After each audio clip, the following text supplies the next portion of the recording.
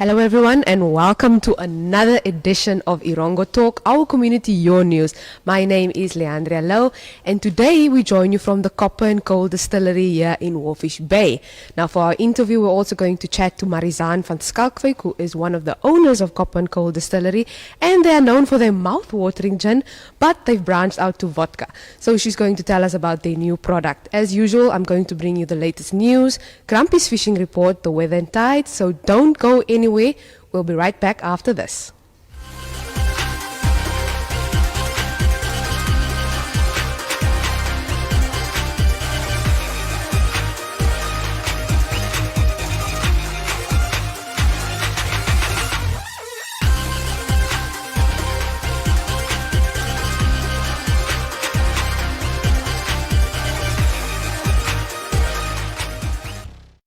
Okay, now it's time for your news, and like every Tuesday, you can find some Erongo news inside the Republican.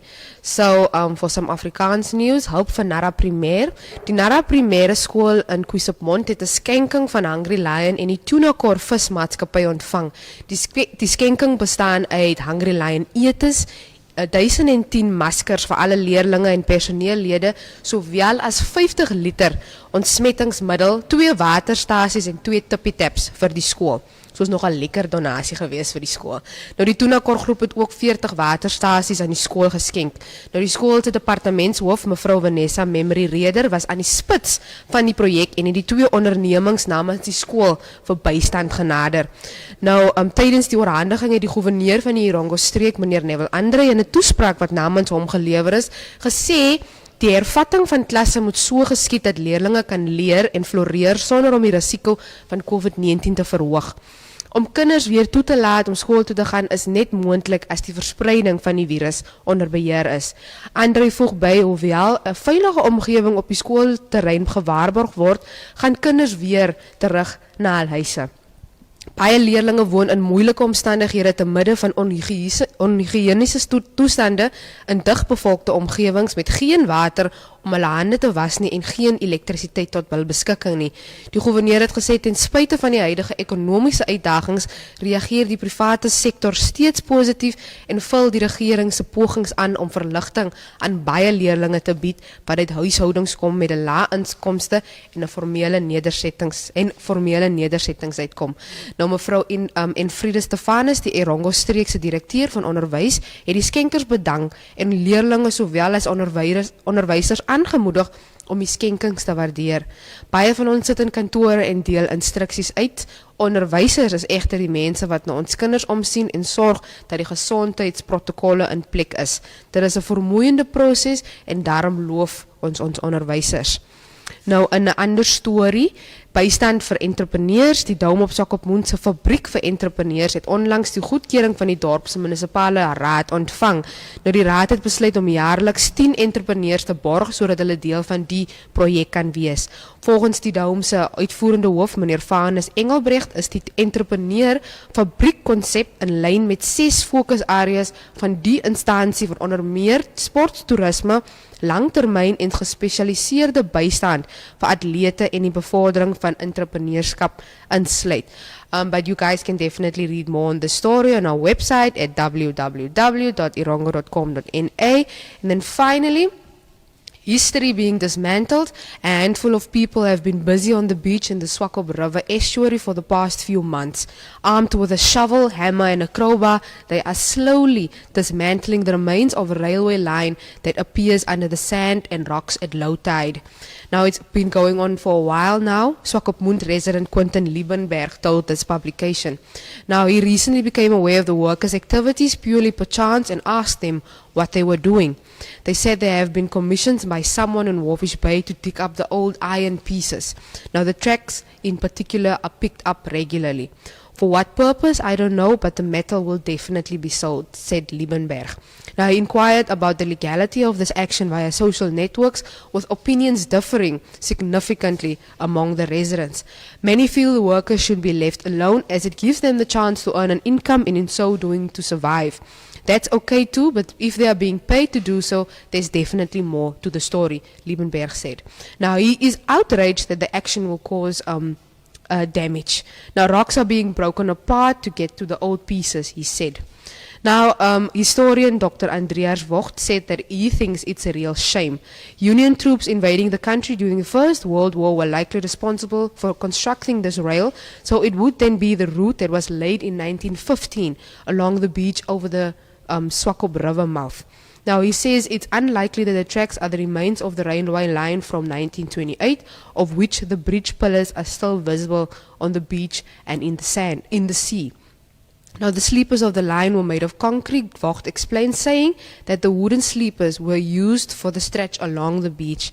Now, the railway line was repeatedly washed away when the Schalkwyk River came down in flood, which is why the route was later relocated behind the dune belt. Now, these objects represent part of our archaeological heritage, and due to their age, they should be protected by law regardless of whether they are known, unknown, documented, or undocumented, the National Monument Council said upon inquiry. But you can definitely read this and so much more on our website at www.erongo.com.na.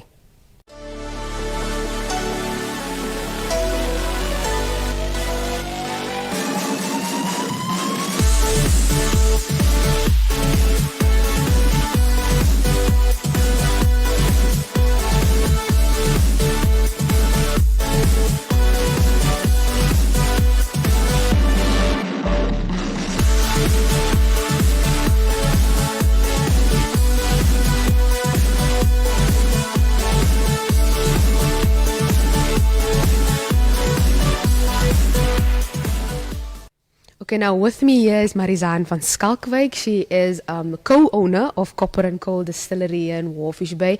Now, they are known for their mouth-watering gin. If you're from Walvis Bay, Namibia, and you haven't tasted the gin, you lewe seker onder 'n klip. So, how are you today, Marizaan? I'm well, thank you, and yourself? No, I'm good. So, like I said, they are known for their gin, but you guys have just branched out to vodka. Now, please tell us about the vodka, the concept, and how long did it take for you guys to? Yes. All right. Good morning, everyone. So, we've started with distillate gin about 2 years ago. The concept started way before it, trying to give a craft initiative and a handmade product life in Namibia. Mm-hmm. So gin was where we started, but we always had a bigger dream of doing more, and we always wanted to do a different type of liquor. Uh-huh. So beer is amazing, but hard liquor is just a whole different ballgame. Yes. So I think in terms of Andres' background and research and the way he does things, liquor is something that interested him, and he wanted to do something different. So we launched the gin range, and we've been working on the vodka for almost a year and a half, almost 2 years in total. So it doesn't happen overnight. Yes. And it was quite an expensive road that we had to travel. We had a misprint of our first labels. We were ready to launch the product a few months ago already, and when the labels arrived, we knew we just had to redo it. Mm-hmm. So we designed it and we redesigned it, and when the new labels arrived, we were, okay, now we're happy. You only get one chance to do it. You need to do it right. So vodka, obviously being the first Namibian vodka, we really wanted to push to get it out, get it out first. So we're very proud of it, and Andres worked endless hours to get it out. So we're very excited to have the vodka out, and we've already worked on, because we've worked such an extended time on it, we already worked on 2 other vodkas as well. So be on the lookout for it, it's coming. And once you see what we've done with the other vodkas, you'll start to understand how it worked, where it started from. It's a bit of a mystery. We can't reveal the whole plot yet. So it's exciting. We're really proud of it, and it's an amazing school to go through and an initiative to start and to get to the point where we are today. Exactly. I mean, it's been 2 years, they're husband and wife working together, so wow. Yes, we love it. I have to say, we are very blessed with it. I've heard of people saying, don't do it together, but we are an amazing team. We can't get a better partner. This is testament. Exactly. So you're going to launch infusion boxes as well. Can you please tell us about that? All right, so I'm going to go back a step. So when the whole COVID started, it was a big hit for us. We are only 2 years in the market, almost 3. So we knew we had to think out of the box, literally. So we knew we had to take a step back and rethink our year. I'm a big planner, so this year blew me completely away, and I had time to rethink and reimagine and redo what we needed to do. And that's where our Forsaken range was born. So we had a whole different brand that we developed. We have a Forsaken, a Coppercraft club, that you get a box every second month. You can get a once-off box only, or you can subscribe to 3 boxes or 6 boxes. And with this initiative, we involved other liquor companies in Namibia as well. So our first box we did with Neera's Wine from the Nankuse Foundation. So that was in our first box, obviously with a lot of gin and little goodies. And then our second box coming out in October, we're doing with a winery in Shumip as well. So we're trying to give exposure to other people also. I think we're all in this together. So that was one of the initiatives. And then the second one, that takes a lot of time and effort, because every single thing in this box, I personally dehydrate at home. So it is a lot of time that goes into it. But we're launching the infusion boxes. So we have a wooden range, and then we have the printed one. The printed ones are just a little bit less expensive so that you can refill. But everything is hand-dried, hand-filled, and it is amazing. Andres wrote some notes for you to be able to make your own cocktails and play around with it. And there's anything in, from lemon and orange and hibiscus that makes things pink, and there's blue pea that make things blue. And it's a lot of fun to do with it. And it's something non-liquor for us to get an additional exposure in a shop and not just a liquor shop. So we had to pivot a little bit for us to make it through this situation. No, that's exactly what I said. A lot of businesses were thinking innovative and out of the box, and here you have it. Amazing what has come out of this. Exactly. It's sad, but it is amazing what people has come up with. Exactly. Now, please just tell us about the gin, the various gin that you guys have on offer. All right. So we have 4 different flavors. We started with our Classic 7. It's a very easy drinking gin. So if you love gin, if you don't know gin, this is something to try. It's very soft, it's citrus, it isn't a hard gin to drink. The juniper isn't overpowering like some of the gins are. Andres did an amazing job with it, and I know this is one of the most difficult gins for him to still because of the complexity of the flavors that is in it. Then we added our 2 Devil's Claw gins. So we started with the concept of doing the oak rested first. But we had to develop a normal gin first to be able to oak rest it. And once we developed the normal gin and we started with the testing and, getting feedback from people, everyone said, but you have to launch the gin without the oak as well. So we launched both of them, and I have to say you get your distinct guys that drinks the one and one that loves the other. And then we've launched the Marula gin last year. So Marula gin, we have the Marulas is handpicked in the north, and it is an amazing gin. So Andres does it a completely different method. The other 3 is all column stilled. The Marula gin is pot stilled. So it was a development period for a long time to get the flavor right. So we have the 4 different gins. The Marula's a little bit more sweet, and the Devil's Claw gins are a little bit more spicy and wooden, and so all 4 caters for completely different markets. But I love all of them. I'm just putting them. I wasn't even a gin drinker before we started doing this, so Andres convinced me, and I haven't looked back. Yes. So please tell us, where can we find your vodka and your gin? All right, so we are in most of the bigger liquor stores, a few brands. I'm not sure if we should mention a name or not. In Windhoek, we have a few shops that we are available in. Embassy, we're on a few of the Tops shops, liquor stores as well. At the coast, we are in most of the top liquor stores also, and then a few individual ones. In Walvis Bay, we are, with the support is amazing. We are at Spot On and Tops and what is the other one? Everywhere. Anyway, so I have to say the support in terms of the liquor stores is amazing. So we are, and then obviously if you are in Walvis Bay, please come and see what we do and do a tasting or a tour, and come and get a bottle from us as well. Yes, so with the increase in the number, we'll start to open again now to do some tastings and tours. So we're very excited that we can get the vodka out to do some tastings as well. We've obviously always done with the gin. About from October last year, we added the vodka to the tasting as well. It was available, so we had a few guys that had sneak peeks. But it is available in the tastings and tours now also. And then I know you guys make these awesome gift boxes as well. Yes, please tell us about that. All right, so we have a few different boxes that we do. We have gin boxes that is specifically catered for if you want to try all 4 of the gins.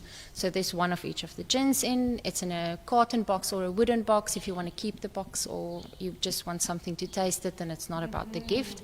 Then we have boxes that has infusion botanicals already pre-packed so that you can try each of the gin with the actual recommended cocktail that we love. And we've had people that come back and said, this is great, but you haven't tried this. So there is some recommended cocktails. And then we have some bigger boxes that has a big bottle and small ones with botanicals. And then we've done a lot of different requests as well. So if you want something, we put something together and we can do that as well.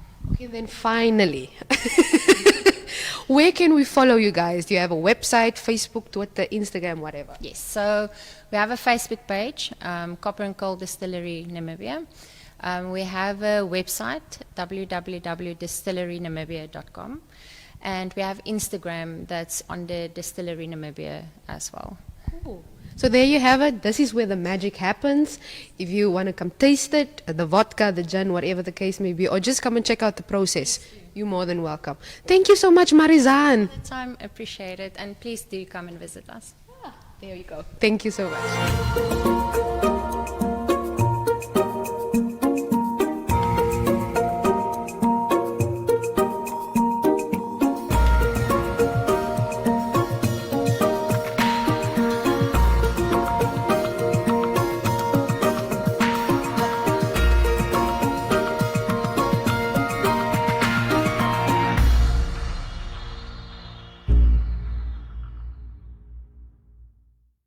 And now for your fishing report, proudly brought to you from Krampie Gramowski. Now, Krampie says that for a 3rd consecutive week, some decent catches were landed at Canopy. Now, good catches of galjoen and steenbras were reported in that particular area and also towards Makatus. Now, the coastline between Swakopmund and Henties delivered a lot of younger fish, especially galjoen and kob, with the likes of Vlotskasbaken, Witklippe and Mile 6 also producing much action. Now, Popeye, just north of Henties Bay and Mile 72, rendered a few pan-sized fish. Now, cold weather conditions experienced for the week made some testing times next to the waters. Now, those diehards that braved these harsh conditions were rewarded with some great catches. Now, anglers are excited and can't wait for the warmer water to come through soon. Now, we know with that, the bigger kob will also arrive in this area. Now, by the look of things, we are going to have a windy week, so make sure you take along a windbreaker, says Grumpy. Now, according to some, the fish will take your bait more readily after 2 days of a strong southwesterly wind. Now, could it be because of more oxygen in the water? Or perhaps that the choppy water gets color from the wind. Whatever it may be, I am a firm believer of our southwester, says Grumpy. Now, the sharks have also been on the prowl, with the majority of catches being 7-gill cow sharks. Watch out for those critters. They really have razor-sharp teeth. Now, they also have the ability to turn quite fast, so if you pull them out of shallow water, be careful, because they can literally bite their own tail. Yeesh. So often these sharks will regurgitate their food once you pull them ashore. Skulls of of little seals are regularly on their menu. Now the condition seems to be very windy this week with roughish seas expected. Having said that, the galjoen should be biting quite readily. Now until next time, tight lines, says Grumpy.